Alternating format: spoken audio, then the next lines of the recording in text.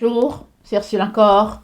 On est le 5 mai 2022. Alors, je viens sur la trompette aujourd'hui encore et je viens proclamer le retour de notre Seigneur Jésus-Christ. Soyez tous bénis, soyons bénis. Amen. Alors, je rends grâce à Dieu parce que je me sens beaucoup mieux. Alors, j'ai eu vraiment un gros rhume ces derniers temps et puis c'est pas évident au niveau de ma gorge et tout et tout. Je commence à reprendre un peu. Et bon, vous allez peut-être voir plusieurs messages passer parce qu'au fait, c'est ce qui se passait. Je préparais quand même mes messages, mais j'avais de la difficulté à les apporter à cause de tout ce que j'avais comme sécrétion. Ok?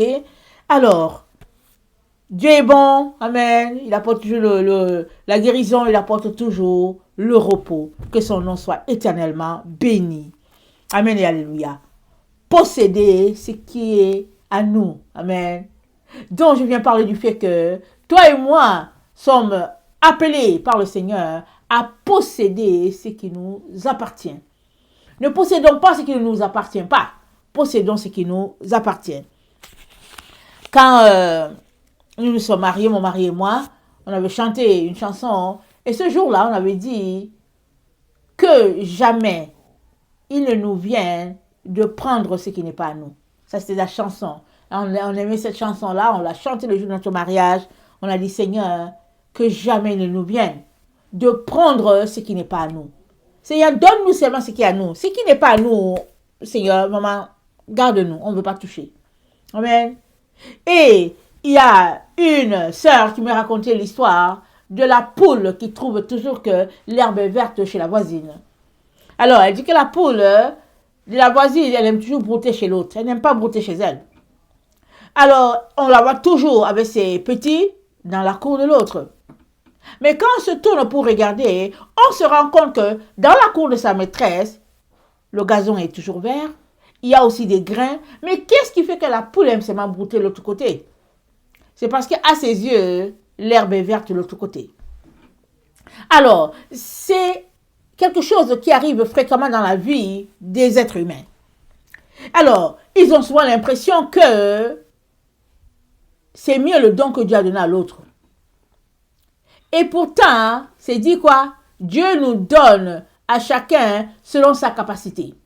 Si on prend la parabole du maître qui est parti en voyage et qui a partagé les talents, à l'un il a donné 5, à l'autre il a donné 3, à l'autre il a donné 1, et c'est dit, il le leur a partagé, il le leur a distribué selon leur capacité chacun. De telle sorte que celui qui avait 5 a fait fructifier les 5, il a rapporté 5 autres. Celui qui avait 3 a rapporté 3 autres. Et celui qui avait 1, il a regardé, il a jugé que son maître était méchant, il allait cacher ça sous le sol, il a dit quand il va venir, je vais le lui donner. Et quand le maître est revenu, le maître l'a traité lui de méchant, parce que lui il a dit que le maître est méchant. Le maître lui a dit, ok, puisque tu sais que je suis comme ça, mais pourquoi tu n'as pas mis ça alors à la banque pour faire fructifier cela? Parce que dans le fond, ce n'était pas le maître qui était méchant, mais c'était parce que ces serviteurs-là trouvaient que le maître avait mal fait de lui donner 1. Mais le problème est que c'est le maître qui l'a créé. Donc le maître sait qu'est-ce qu'il a mis en lui. Le maître sait que ce qu'il lui a donné, avec 1, il est capable de s'en sortir. Et que s'il lui donnait 2 ou 3, il lui aurait fait beaucoup de tort. Alors, souvent, Dieu te donne quelque chose, au lieu de le multiplier, au lieu de le faire fructifier, tu regardes toujours de l'autre côté, tu trouves que ce qu'il a donné à l'autre, là, c'est ça qui est bien. Et tu passes ta vie à regarder ce qui est là-bas, chez l'autre. C'est bien que, au lieu de travailler à ce que Dieu t'a donné, tu ne travailles pas, tu es aigri. Tu dors, quand tu te réveilles, tu penses seulement à l'autre. Tu manques de sommeil, tu penses seulement à l'autre. Et le Seigneur te dit, répands-toi immédiatement. Parce que non seulement, tu vas perdre ce que Dieu t'a donné, mais tu seras coupé de la présence de Dieu. Et en troisième, tu auras détruit tout ce que Dieu, le Seigneur avait prévu de faire par toi. Tu auras détruit la vie de plusieurs. Parce que, en te donnant ce talent, il a compté sur toi pour impacter d'autres personnes. Mais toi, dans ta jalousie, dans le fait que tu es aigri, que tu trouves que c'est toi seul qui mérite ces choses-là, tu as passé le temps à mettre les bâtons dans les roues de Dieu. Oui, et les roues de Dieu. Et Dieu dit de sortir de cet esprit-là. Ça, ce n'est pas un esprit du royaume. C'est un esprit de Satan. Ce n'est pas un esprit de Dieu. Parce qu'un esprit de Dieu, il accepte ce que Dieu a pour lui. De telle sorte que on puisse dire à la fin qu'il me soit fait selon ta volonté, Seigneur. Je suis ta servante. Je suis ton serviteur. Qu'il me soit fait selon ta volonté. C'est comme ça que chacun d'entre nous devrait prier, devrait nous comporter. Amen. Alors, on a donc l'histoire de Jean. On va dans Jean 3. On va lire un peu qu'est-ce que Jean-Baptiste nous apporte ici. Amen. Comme leçon. Jean 3, le verset 32. Jean 3, le verset 22. Après cela, Jésus, accompagné de ses disciples, se rendit dans la terre de Judée. Et là, il demeurait avec eux, et il baptisait. Jean aussi baptisait à Hénon, près de Salim, parce qu'il y avait là beaucoup d'eau. Et on y venait pour être baptisé, car Jean n'avait pas encore été mis en prison. Or, il s'éleva de la part des disciples de Jean une dispute avec un juif touchant la purification. Ils vinrent retrouver Jean et lui dirent, « Rabbi, celui qui était avec toi au-delà du Jourdain, et à qui tu as rendu témoignage, voici, il baptise, et tous vont à lui. » Jean répondit, « Un homme ne peut recevoir que ce qui lui a été donné du ciel. Vous-même m'êtes témoin que, j'ai dit, je ne suis pas le Christ, mais j'ai été envoyé devant lui. Celui à qui appartient l'épouse, c'est l'époux. Mais l'ami de l'époux, qui se tient là et qui l'entend, éprouve une grande joie à cause de la voix de l'époux. Aussi cette joie qui est la mienne est parfaite. Il faut qu'il croisse et que je diminue. Celui qui vient d'en haut est au-dessus de tous. Celui qui est de la terre est de la terre, et il parle comme étant la terre. Celui qui vient du ciel est au-dessus de tous. Il rend témoin de ce qu'il a vu et entendu, et personne ne reçoit son témoignage. Celui qui a reçu son témoignage a certifié que Dieu est vrai. Car celui que Dieu a envoyé dit les paroles de Dieu. Parce que Dieu ne lui donne pas l'esprit avec mesure. Le Père aime le Fils, et il a remis toutes choses entre ses mains. Celui qui croit au Fils a la vie éternelle. Celui qui ne croit pas au Fils ne verra point la vie, mais la colère de Dieu demeure sur lui. Amen. Alors, on connaît l'histoire. Les disciples de Jean sont allés le voir pour lui dire, en tout cas, tu vois, non?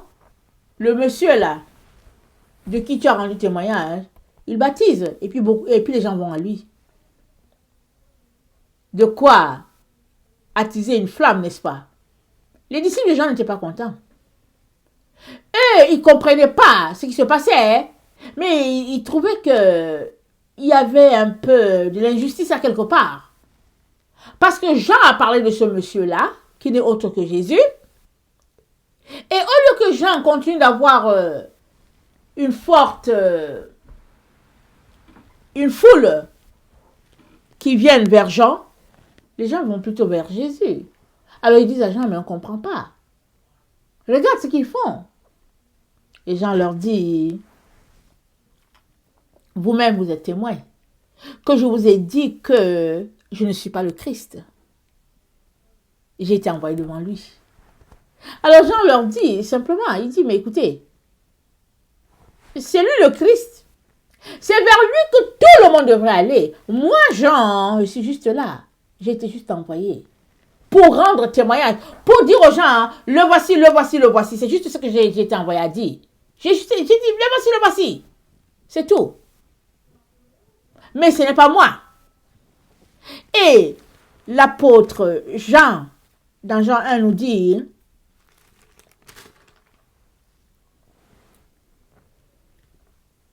au commencement était la parole, et la parole était avec Dieu, et la parole était Dieu. Elle était au commencement avec Dieu. Toutes choses ont été faites par elle, et rien de ce qui a été fait n'a été fait sans elle. En elle était la vie, et la vie était la lumière des hommes. Alléluia. La lumière, lui, dans les ténèbres, et les ténèbres ne l'ont pas reçu. Il eut un homme envoyé de Dieu. Son nom était Jean. Il vint pour servir de témoin, pour rendre témoignage à la lumière, afin que tous crussent par lui. Il est venu juste rendre témoignage. Pour que les gens croient à ce que Jean a dit. Les gens n'avaient pas encore vu Jésus. Jean est venu leur dire qu'il y a quelqu'un qui vient après moi. De telle sorte que quand cette personne viendrait, tout le monde dise, mais c'est le gars dont Jean nous a parlé. Mais c'est lui, mais c'est lui. Cette lumière était la véritable lumière qui est venue, en venant dans le monde, éclaire tout homme. Elle était dans le monde, et le monde a été fait par elle, et le monde ne l'a point connue. Elle est venue chez les siens, et les siens ne l'ont point reçue. Mais à tous ceux qui l'ont reçue, à ceux qui croient en son nom, elle a donné le pouvoir de devenir enfant de Dieu. Lesquels sont nés, non du sang, ni de la volonté de la chair, ni de la volonté de l'homme, mais de Dieu. Et la parole de Dieu a été faite chair, elle a habité parmi nous, pleine de grâce et de vérité, et nous avons contemplé sa gloire, une gloire comme la gloire du Fils unique venu de Dieu, venu du Père. Alors Jean leur dit, Jean l'apôtre, nous dit que Jean-Baptiste était juste là pour rendre témoignage. Parce que, alors que les disciples de Jean-Baptiste étaient en train de se plaindre, l'apôtre Jean était aussi là. Il était là. Il voyait tout ce qui se passait. Parce que lui, Pierre, et puis, je pense, André, il y a Jean et Jacques, André et Pierre, ils étaient avec Jean-Baptiste. Et Jean-Baptiste leur a parlé de l'agneau de Dieu qui arrivait. De telle sorte que, quand le moment est venu pour Jésus de commencer son ministère, alors, ils sont allés vers Jésus. Ils ont dit, où habites-tu? Il a dit, regardez, voyez. Et ils sont restés avec lui. Jean avait préparé le terrain pour que les apôtres ou bien les premiers disciples acceptent Jésus. C'est le travail de Jean. Son travail, ce n'était pas de damer le pion à Jésus. C'était plutôt de le révéler. Et c'est le travail de tout un chacun. Notre travail à tous, c'est de révéler Jésus à quiconque. Mais si nous perdons le temps ou nous prenons le temps à des comportements d'émotion, des comportements qui laissent à désirer, nous sommes non pas en train d'élever Jésus, nous sommes en train d'élever Satan. Alors quand ils sont allés voir Jean, ils disent, mais voyons, regarde ce qu'il fait. Jean lui dit, non, moi je ne suis pas l'époux. L'épouse appartient à l'époux. Et qui est l'épouse? C'est l'église de Jésus-Christ. La véritable église de Jésus-Christ, c'est elle l'épouse. Alors Jean dit que, mais non, l'église là, ça ne m'appartient pas à moi. C'est à lui que ça appartient. C'est lui le maître de la maison. Moi, je suis juste là pour aider, c'est tout. Je suis son ami. Mais l'épouse, elle ne m'appartient pas. Elle lui appartient à lui. Alors, ne venez pas vous plaindre de lui. C'est lui tout ce que nous devons suivre. En gros, c'est ce que Jean était en train de leur dire. Et dans notre quotidien, il arrive souvent que on passe à côté, comme les disciples de Jean. Ils n'ont pas saisi ce qui se passait. Ils étaient dans la chair. Ils étaient dans le fait que leur maître Jean-Baptiste n'avait plus de rayonnement. Les gens n'allaient plus vers lui. Alors ils étaient choqués. Ils sont allés voir Jean. Mais Jean leur a dit, mais c'est comme ça que ça doit se passer. Parce que lui, Jésus-Christ, doit croître. Et moi, Jean, je dois diminuer. Je ne peux pas être en train de concurrencer mon maître, mon Seigneur. Mais non, ça ne marche pas. C'est ça que Jean-Baptiste est en train de leur dire.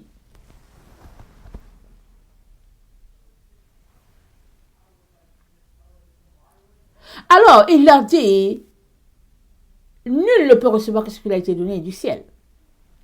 1 Corinthiens 4.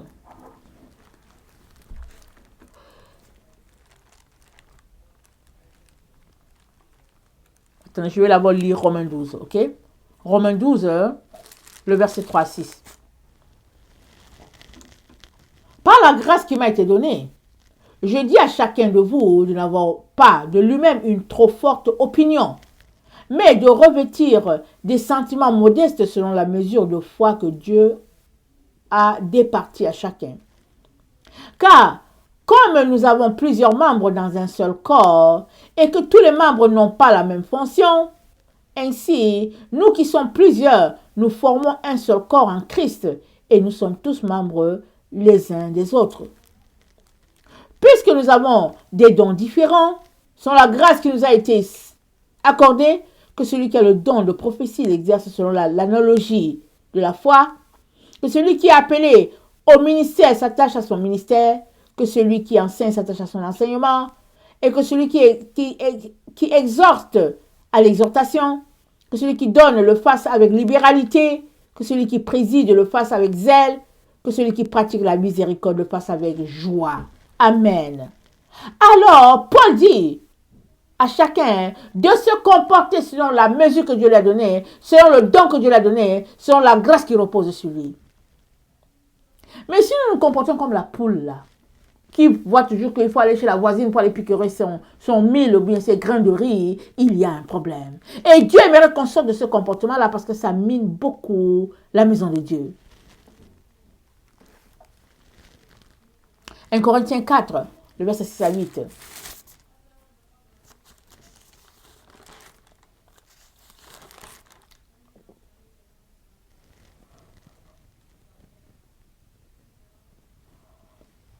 Excusez-moi, c'est à cause de vous, frères, que j'ai fait de ces choses une application à ma personne et à celle d'Apollos, afin que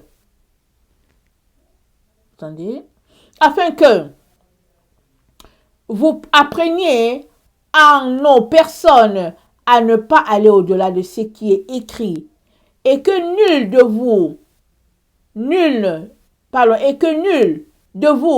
ne conçoive de l'orgueil en faveur de l'un contre l'autre. Car, qui est ce qui te distingue? Qu'as-tu que tu n'as reçu? Et si tu l'as reçu, pourquoi te glorifies-tu comme si tu ne l'avais pas reçu? Déjà vous êtes rassasiés, déjà vous êtes riches, sans nous vous avez commencé à régner, et puissiez-vous régner en effet, afin que nous aussi nous régnions avec vous. Waouh!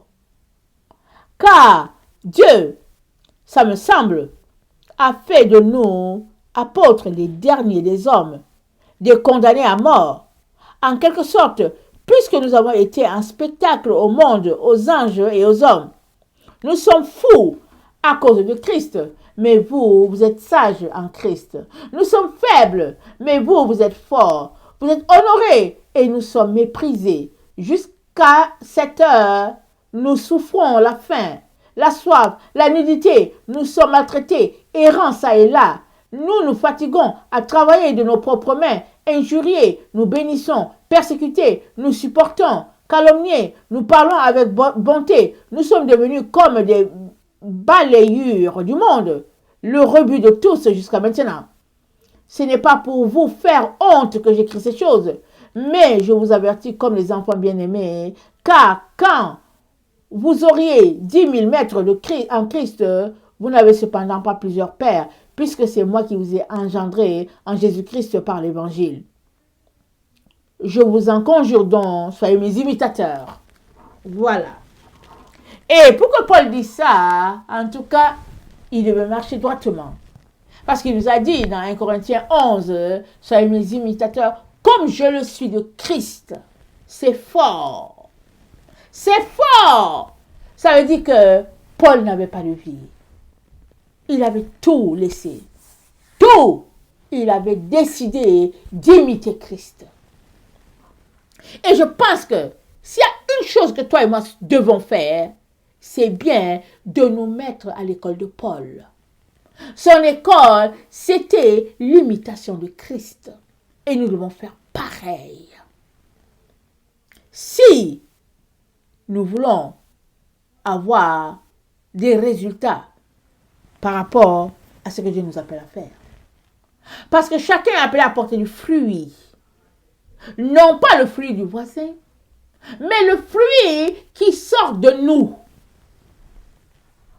Et ça, tu ne peux être concentré à travailler à ton fruit que si tu as accepté tout ce que Dieu est en train de faire. Et que si tu es vraiment décidé à collaborer avec le Seigneur Jésus-Christ. Que tu n'es pas en train de bouder en disant que moi je voulais être évangéliste, il m'a fait pasteur. Ou bien en disant que moi je voulais être, au fait, je sais pas, je ne connais plus, je voulais être diacre et puis il m'a nommé ancien. Moi je ne sais pas, qu'est-ce que je peux dire toutes ces choses-là. Dieu nous appelle à renoncer à ce qui est à autrui. Il dit, l'homme ne peut recevoir que ce qui lui a été donné du ciel. Si tu as quelque chose et que tu ne l'as pas volé, c'est que c'est le ciel qui te l'a donné. C'est que Dieu a voulu que tu l'aies. Et il nous dit, dans Luc 16, le verset 10, il dit, celui qui est fidèle dans les moindres choses, l'est aussi dans les grandes. Et celui qui est injuste dans les moindres choses, l'est aussi dans les grandes. Si donc vous n'avez pas été fidèle dans les richesses injustes, qui vous confiera les véritables? Et si vous n'avez pas été fidèle dans ce qui est à autrui, qui vous donnera ce qui est à vous? Nul serviteur ne peut servir deux maîtres, car ou il haïra l'un et il aimera l'autre, ou il s'attachera à l'un et il méprisera l'autre. Vous ne pouvez servir Dieu et Mammon. On ne peut pas servir deux maîtres. On ne peut pas être en train de brouter l'herbe chez nous et aussi brouter l'herbe chez le voisin. C'est pas possible. On est appelé à travailler avec ce que Dieu nous a confié. On ne peut pas poursuivre deux lièvres à la fois.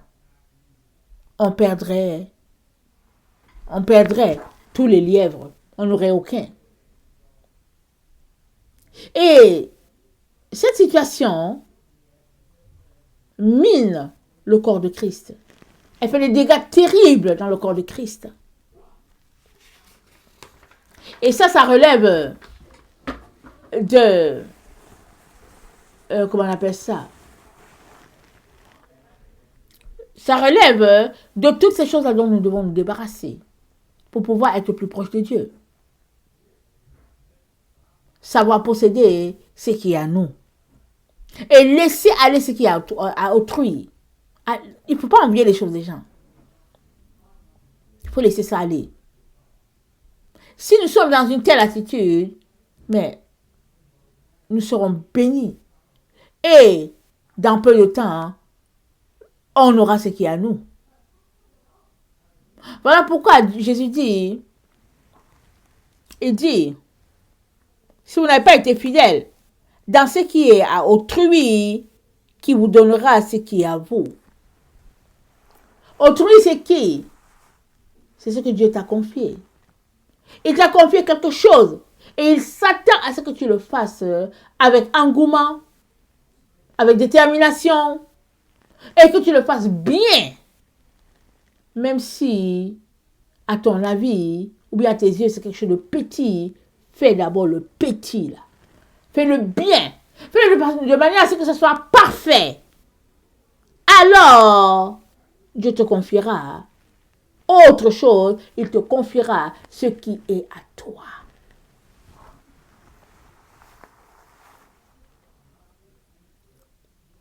Personne ne peut t'arracher ce que Dieu t'a donné. Ce n'est pas possible. Parce que Dieu te l'a donné, on ne peut pas te l'arracher. Parce que quand bien même la personne mettrait tous les moyens pour te l'arracher, ça ne lui appartient pas. Il se tiendra devant le tribunal de Christ. Ce qui est à toi est à toi. Et Dieu l'a permis ainsi. Il est donc très très important qu'on puisse s'examiner. Amen. Et s'assurer que on n'est pas nous-mêmes un obstacle à notre propre bénédiction. Amen. Que le Seigneur bénisse sa parole. Je vous aime beaucoup et Dieu davantage. Maranatha, Jésus revient. Amen et amen.